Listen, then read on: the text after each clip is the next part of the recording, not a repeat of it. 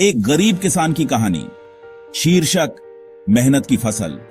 किसी छोटे से गांव में एक गरीब किसान रहता था जिसका नाम था रामू।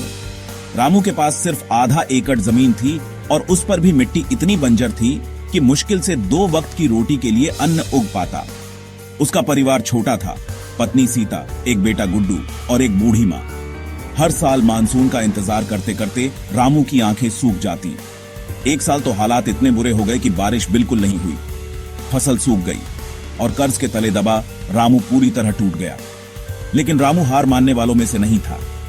उसने तय किया कि वह कुछ अलग करेगा।